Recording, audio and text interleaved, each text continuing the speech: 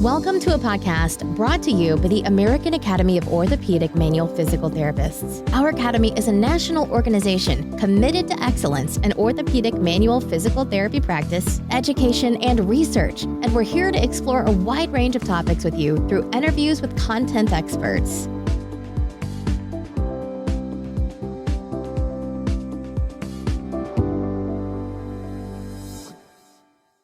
Hello, my name is Stephen Shaffer, and I'm pleased to bring to you an interview with Dr. Cameron MacDonald.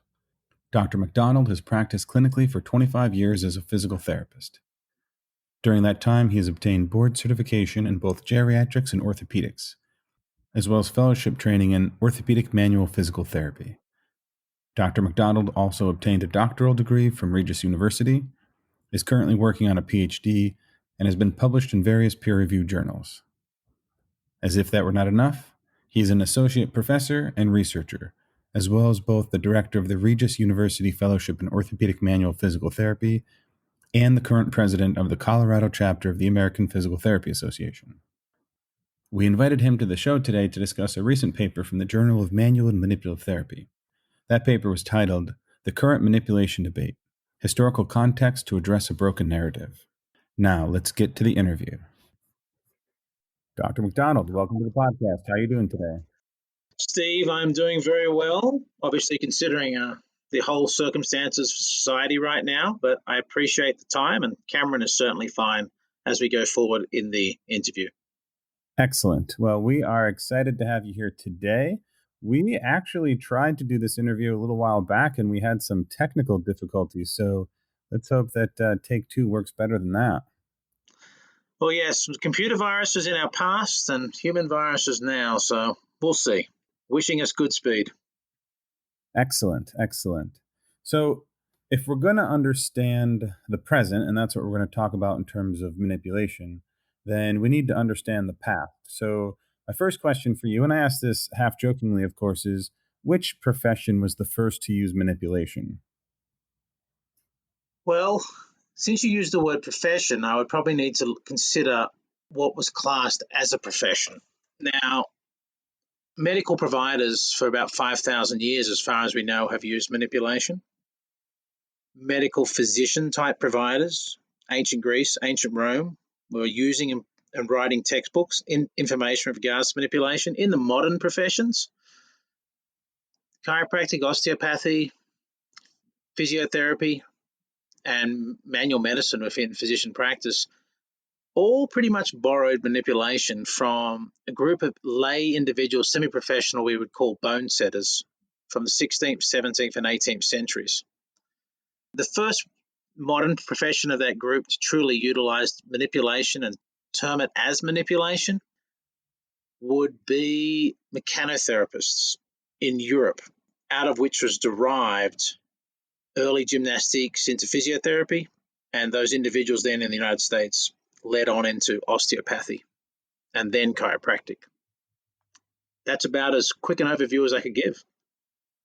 Well, that was a great overview, and it's a subtle one with nuances, because I think part of what a lot of us are familiar with is the sort of, let's say, contentious back and forth, the lawsuits about who can do what, and, it just becomes a little bit problematic. And the truth of it is, and your paper very nicely points this out, is that the history is very long, very complicated, and very much intertwined, and we're all essentially standing on the shoulders of giants.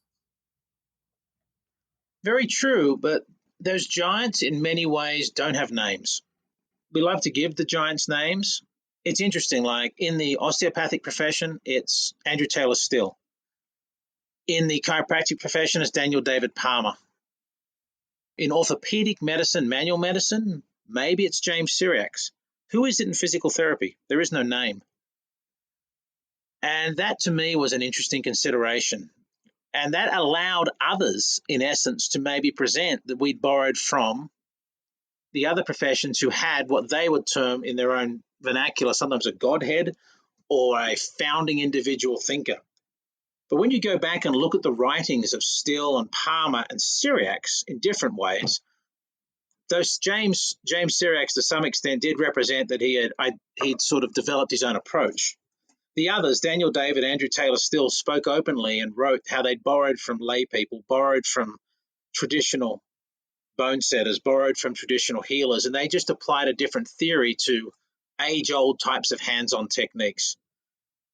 Whereas we in the physiotherapy, physical therapy profession sort of developed our approach, but never really tied it to an individual. That sort of happened later on when we bring in different names, such as Kaltenborn, or we bring in Maitland, we bring in Evanyath. But at that point, that's 70, 80, 100 years after the genesis of our profession. And so that disconnect allows the narrative to be reinterpreted and maligned, you could say. So that's some of those interesting dynamics. We didn't point to an originator in our profession.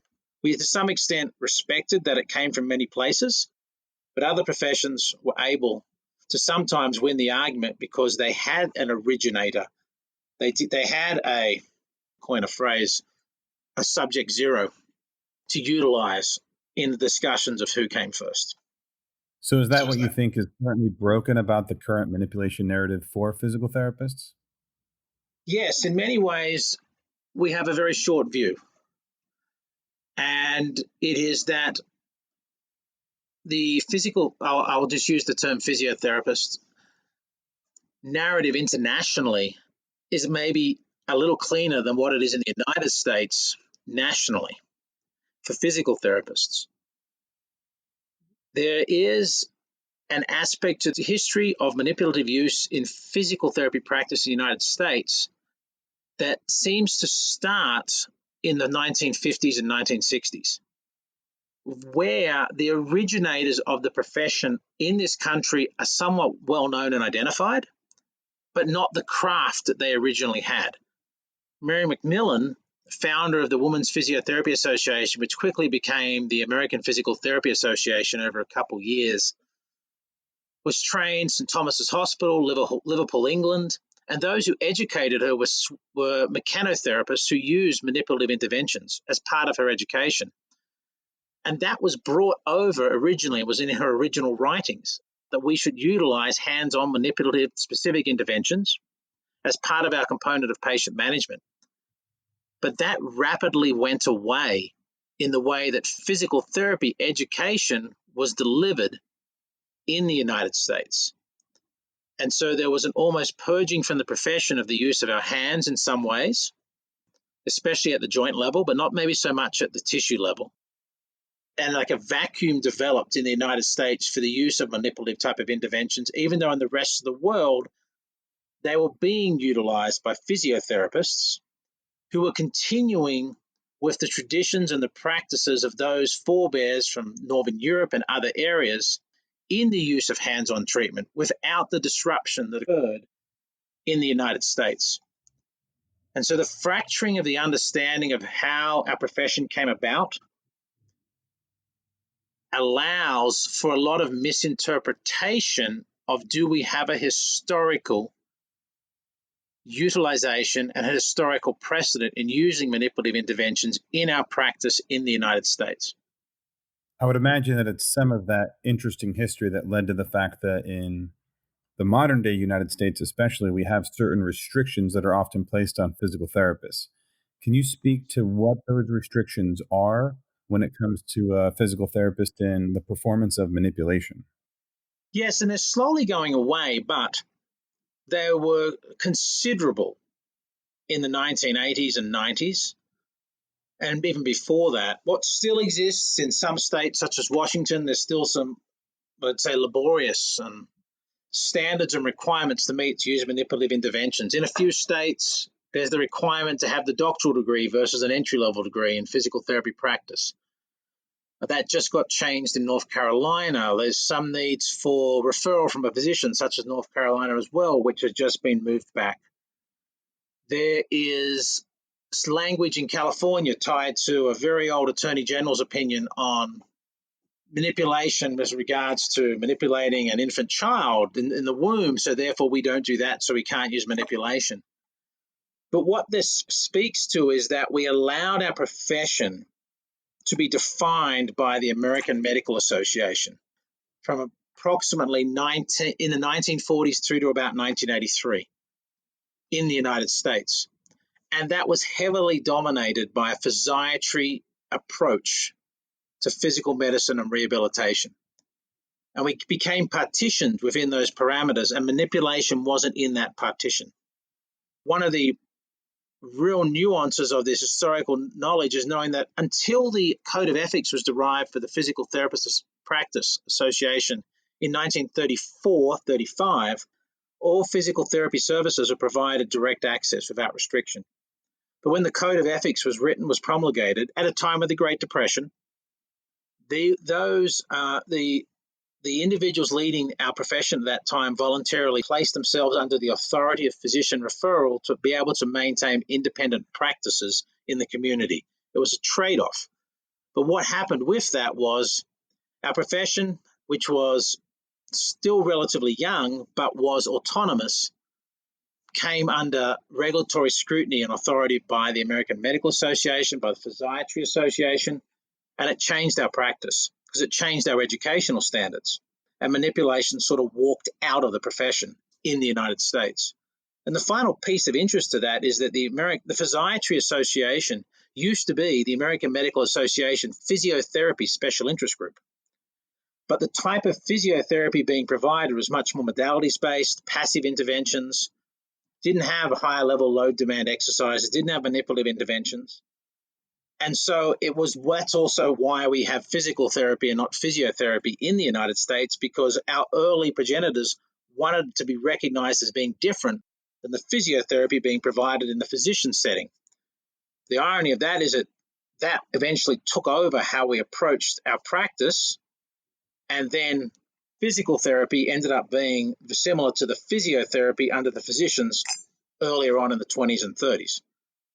It's such an interesting part of the history, and of course, what it ends up doing is generating what seems to be in many ways an illogical quasi oversight. And I know a lot of our audience will already be familiar with the basic premise here, but for a minute, can you briefly describe why it's illogical to have someone like a physiotherapist require a, let's say, prescription from a medical doctor to perform manipulation? It's illogical in many ways because the skill set needed to make the clinical decision making with regards to the use of manipulation is present in the mind of the practitioner. It can't be placed there through a referral or a prescription. And because manipulative interventions are utilized during the course of ongoing assessment and evaluation of a patient, and they're not predetermined or prescribed because by themselves, manipulation provides a short-term benefit, ideally, that is then utilized to allow patients to move more freely, engage more in functional exercise, have a neurological reset, participate actively in their plan of care management. But there's the constant decision-making needed to utilize that is only derived in that therapeutic alliance, in that patient-provider relationship. A physician could consider, if they are knowledgeable about the use of hands-on interventions, the use of manipulation by physical therapists, and recommend it. But in every state in the United States, the physical therapist is held to be autonomous in their decision-making with regards to the provision of a plan of care. So therefore, really, the extent of any referral that has authority might be eval and treat. But then any recommendations could be made, protocols could be suggested, but as the physical therapist is held to provide an autonomous evaluation that guides the plan of care in all jurisdictions in the United States, there's really no space in that for another provider to create the decision-making in treatment delivery. So that is illogical. That the restrictions exist as an end result in many ways of treating ourselves as a modality. So therefore, if we represent ourselves as a modality, it empowers others to consider how to provide that modality. So for the physician, I don't hold them at fault, but they can look at our profession as a modality so they feel there's a belief you have a role for patient management to dictate how much of that modality, how much of that medication, how much of that monitoring occurs, which is not consistent to how we practice. And so that's the dyskinesis of thought that happens around this topic at times. If you're predetermining how much of something is received, then the delivery of it is technical. And we are not technicians, we're professions. So really only we can determine that which the patient needs based upon our ongoing assessment and evaluation. And to believe someone else can do that would be to believe also that you yourself weren't a professional, you were a technician. I think that was a great description, and there are so many very important points that come into there. And, I, for one, and I'm sure you agree with this, I don't really necessarily trust anything that anyone writes down, whether they're a physician or a physio, et cetera, until I verify it myself. And I definitely have the training and the skill set to fill out or have the patient fill out that intake paperwork, do a subjective exam, do an objective exam, and then come to my own conclusion about whether or not that person may or may not benefit from any given technique. It's more of a professional process to me than just a thing that I'm told to do. Yes, because the only one doing the telling has to be the practitioner who has that primary evaluative requirement for that patient. And so we can have guidelines, but we really can't have rules. So when we consider the regulatory history, and to step back and maybe help people understand why there is somewhat been this power disconnect between some professions on the topic of manipulation and regulatory authority, what Andrew Taylor Still and what Daniel David Palmer were driven, and B.J. Palmer, who followed his father more specifically, to do at the turn of the 19th century was get their professions regulated and recognized as autonomous providers and decision makers. That was their driving force, because they recognized that without that, they would be fragmented and directed and controlled by others. Our profession was not as aggressive or as intentional in that for a long time, as far as I can tell, in the United States. And so when we then became partnered to physician oversight, it almost automatically abrogated our decision-making authority away from ourselves because we hadn't fought for it in the first place as aggressively. The corollary to that is that osteopathy is more of a trade. It's not a recognized profession in Southern Europe to this day in many settings, because that was not the push that was taken there. So this has happened in reverse in some settings. It took osteopathy decades to get recognized in the United Kingdom, because whenever they came over and petitioned to get recognized as an independent profession, the legislators, and especially in the 20s and the 30s in the British Parliament, would turn around and say, people are already providing what you're offering here. It's the physiotherapists, it's the manual medicine-based physicians. So getting the footprint in place regulatorily was crucial for the osteopaths and chiropractors in the United States, was more crucial for physiotherapists in Europe, even if they generated similar professions to some extent that were eventually going to collide when they tried to migrate across the Atlantic in different directions. I think another one of the aspects is the fact that people often assume that things like spinal manipulation, especially of the cervical spine, is inherently dangerous. So, of course, a medical doctor would need to make sure the person is safe to have that performed. Can you speak for a moment to the general topic of how safe is a manipulation technique for the patient? Or to word that in a slightly different way, how much should people be worried about whether or not they're going to get harmed when somebody's performing a manipulation technique? Well, that's quite the question. And I think I'll answer it in a few different ways, because you've brought up a very interesting part of the history of manipulation and its utilization. With that first part of the question about physicians' perception of a need to oversee an intervention from another provider. One of the early writings or presentations on the history of manipulation that's very interesting was an 1864 lecture given by James Paget, who is after named Paget's disease, a British physician, to the British Medical Society, basically presenting in a talk on the good that bone setters do, from the basic premise that bone setters throughout Northern Europe were providing a lot of manipulative interventions, wrenching and working on joints they called luxated, which is interesting to hear that phrase before other professions came to exist, and providing interventions that actually at a societal level were very popular and created a lot of benefit. But they perceived also that the uneducated individuals providing this created harm at times as well. So the push was to stop trying to get rid of the bone setters, but to take over their practice under the austere and learned supervision of a physician, such that only the good inherent in the hands-on practice would then come forward. And that thinking around if you needed the knowledge of a physician to make the hands-on practice safe. So that's that aspect. With regards to bring it forward to 2020, the safety of interventions, we know that manipulation, when used judiciously for the right patient at the right time, has an extremely good safety profile. The data on it is that basically the risks of surgical manipulation causing a negative adverse event are roughly the equivalent to high-intensity exercise causing an adverse event. Maybe 6 out of 10 million versus 7 out of 10 million.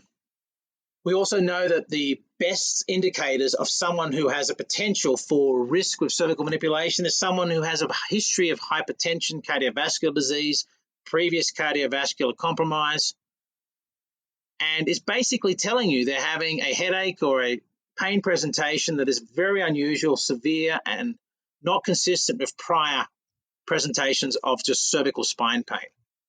There is a subset of individuals who you can't really identify that risk profile in.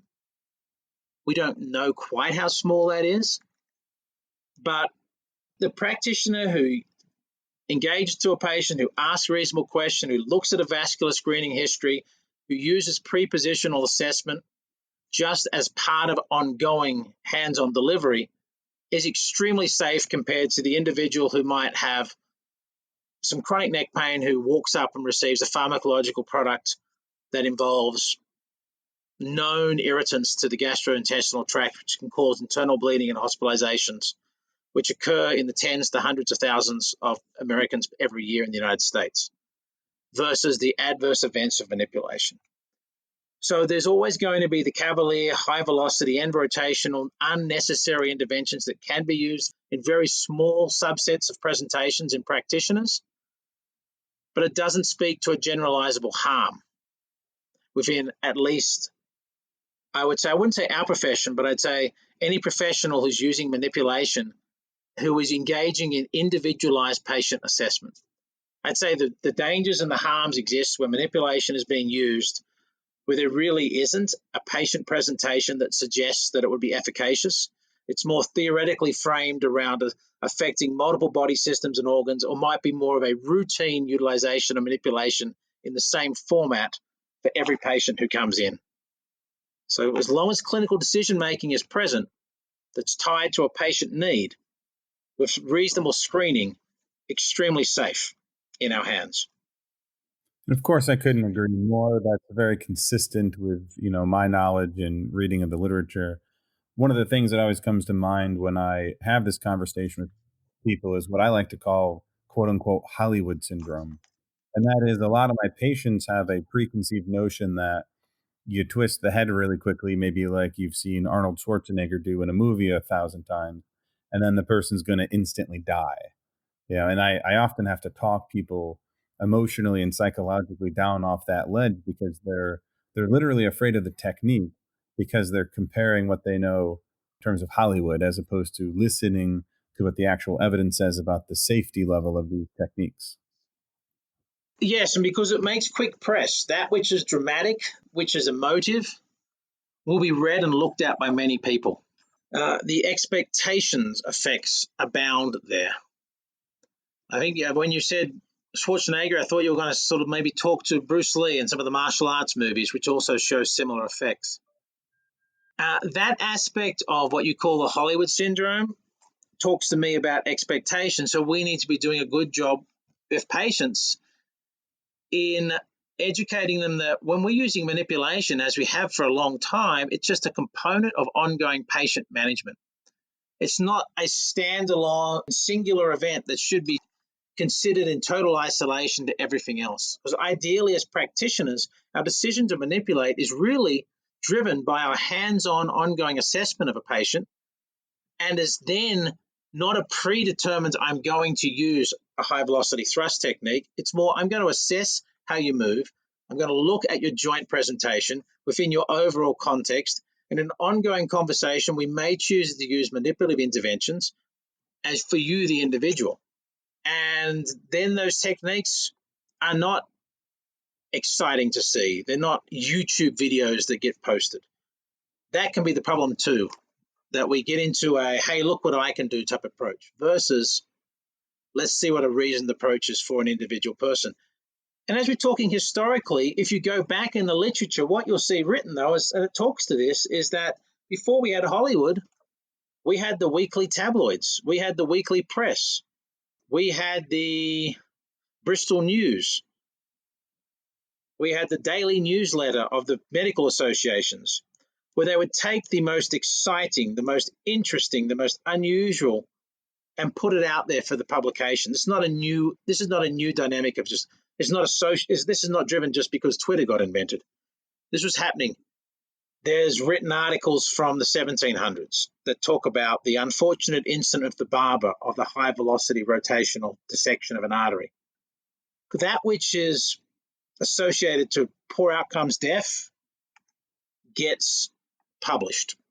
And so we'd think actually in a modern society where there's far more information available, there might be less traction for these type of sensationalized type reporting events, because we have so much more interconnectedness to so many more people that we can actually measure out information received against maybe 1,000 points of information versus 2. So moving forward, if there were a few things that you could see happen within not just our profession, but all professions in terms of, making manipulation function the way that it should so that we can all work together and collaborate and help patients get best, what are the things that you would like to see happen within the healthcare professions? Well, I feel like we need to once again see the value of our hands, but from the perspective that our hands enable people to engage in functional activity and purposeful exercise. That we get away from thinking that we're addressing a patient's presentation by removing a select lesion or a select impairment that was by itself creating the whole presentation. This is not to argue against trying to identify more specifically localized tissue presentations, but to have it such that the professions utilizing hands-on treatments are doing them to engage the patient in active, functional, restorative movement. We worked this out a very long time ago in other ways. Those who genesis the mechanotherapy into the gymnastic profession in the 19th century, some of them wrote books called The Movement Cure. But as we do with revisionists and rediscovering history, 5 years ago, we, as a profession in the United States, we somewhat put forward that we had come onto this idea that we were really all about being movement specialists. Well, that's how we started. We just forgot it in the interim. So that the utilization of hands-on treatments are somewhat essential from the perspective of teaching an individual their body can move safely, it can take force and load, and that they can move into restorative exercise without fear that their tissues and their joints will be able to tolerate it. We have medicalized people for so long, where to be recumbent, to be at rest, to be unloading, to avoid tasks, to use braces and stays, this has taken away a trust in our ability to move and function in the population that also, to some extent, has allowed many to represent that hands-on interventions don't have the value we believe they do.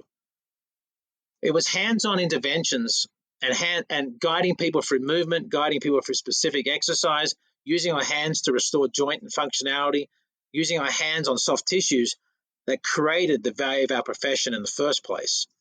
But now we have debates where we look to say, should we even be teaching hands-on interventions? This is happening in the United Kingdom. It's happening in Australia. And I see that as a great threat to our ability to provide the most we can to society through the use of our hands. And we need to see the scientific aspect. We need to see the specific opportunities that our hands can provide for patients, for populations, instead of moving towards statements such as, well, exercise is the new medicine. So if everyone just exercised, that would be great. So what role do our hands play? We have a specific ability to make people move better, to function better, and to engage more purposefully in exercise through the use of our hands. And in some ways, we're forgetting that. In some ways, we're losing it. And we'll suffer a consequence because then we will allow ourselves to be replaced by those who specialize in exercise, but they may do it from a prescriptive function as a technician versus the hands-on, judicious, skilled application of ongoing assessment needed to feel someone's need, to feel the tibiofemoral joint, to look at proximal tib-fib articulation, to then constantly look at that in between gait cycles, squat tasks, functional step downs, and go back to our hands again, and to have that as a back and forth where our hands are our vehicle to helping people move, not a barrier to helping people move. Building off that point, in theory, you already answered this, although not per se with these specific words. Why do you think that physical therapists should seek out advanced post professional training, such as what we call fellowship training here in the US, but in other countries it includes things like advanced master's degrees? Because of the breadth of our education, as an educator in an academic setting, I see as an assistant professor here at the university I'm at that we are teaching to a doctoral level across a very broad profession now, from wound care to neonatal to infant development to the management of the elderly to working within infectious disease situations to the management of cardiopulmonary dysfunction, intensive care units, to using other types of diagnostic interventions, such that we can only drill down so far within the current DPT education for individuals in the use of our hands. And that holds to also how much prescriptive exercise education we can provide. We are at this time creating generalists who need to then identify where they best practice, where their positive biases are with regards to how they're going to interface for patients and manage them, and to allow those individuals then to get the much more structured and deeper education and review of hands-on treatment approaches, and to do that with mentoring and feedback based upon their early post-professional experiences in clinic settings and other settings, to develop the hands-on skills to optimize that interaction. It used to be considered a 10,000 hour rule that you needed that many hours to become an expert in the use of your hands. I'm not sure it's that long, but there is a curve effect. And when we graduate these new clinicians, they have excellent knowledge. They have great skills in researching literature. But when it comes to how many patient interactions they've had and mentoring within those interactions, they're limited. So the fellowship programs, they provide to individuals the ability to develop their psychomotor skill set with ongoing mentoring, critical review, and further integration of knowledge specific in that area that is quite deep, very meaningful, and is just like maybe a peer who wants to go into a neurologic residency or a critical care fellowship or into other areas of specialized practice. And that is how we build our value. And that is how we, in essence, also create advocacy for the benefits we provide. Otherwise, we sort of represent that we're a generalist requiring technical lead. If we simply just say, here is your broad-based education to some depth, now go forth and learn within the communal settings without any specific ongoing mentorship. I think that was a spectacular answer, and it very nicely describes my general appreciation for the situation. And of course, I'm biased. I went through fellowship training, but it was just completely invaluable. the lessons I learned, the mentoring I got, the patient exposures, it was by far the best thing I've ever done in my career. It's very nice to hear those positive affirmations. I've had the benefit to educate and mentor approximately 200 fellows, I'd guess, give or take a few. And I've gained as much, I probably gained more from that than any individual one of those fellows in training gained, hopefully, because hopefully I've listened enough from them to gain. What I see is that our post-professional environment really is, it's our catalyst for new thoughts and ideas within our profession. It's the way that we take what might be N of one case experiences and we feed them back into the PT knowledge base. It's also how we can ask our young professionals, or our maybe a few years in, say, find your value in this profession, and then build that up in other people instead of diminish maybe others to make yourself seem important. So it is, in fellowship training to me is not fellowship. We are looking to find ways such that we find the very best in each clinician instead of trying to reproduce the next version of ourselves when we are the ones educating in these programs.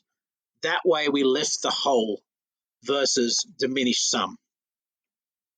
That's a great way to look at things. And it's about time to wrap up, but I have one more question for you.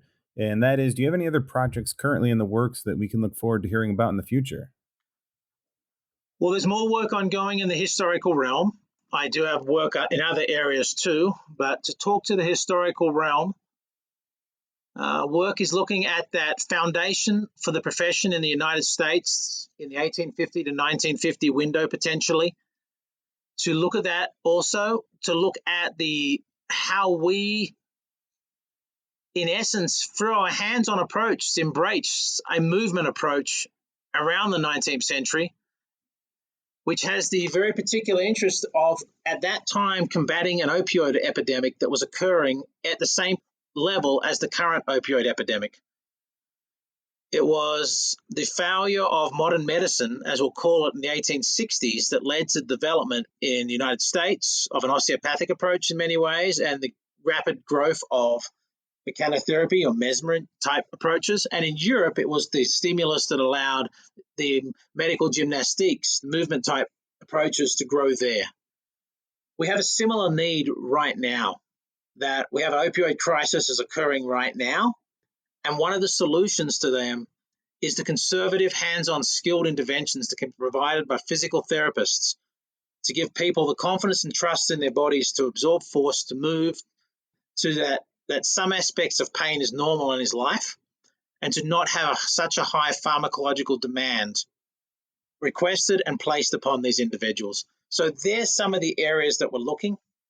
And some specific areas, we have ongoing dry needling research. That's a topic for a different day.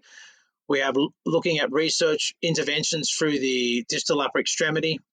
And we also continue to look at the role of the physical therapist, physiotherapist in elite sports management at the high levels. So that's a broad look, along with the regulatory work we continue to look at as well. But Steve, I just want to say thank you so much for the time to talk to you today, to look at this topic. For the listeners, I would say this might be not quite that specific, just discussion about manipulation. But the topic about manipulation is about our profession. We have an identity and we need to not lose it. We don't want to be seen as the individuals holding a clipboard counting reps. We want to be seen as the individuals engaging with clients, with patients at the one-to-one level, hearing their stories, feeling their tissue, feeling their pain to some extent, and engaging with them to help them move, not telling them to. And if we do that, our value grows. And that's what I hope for. Well, that's what we hope for too. Thank you for being not just informed, but also eloquent in your ability to describe these things. It has been a distinct pleasure having you on the podcast. Thank you so much. And I appreciate the eloquence of the questions.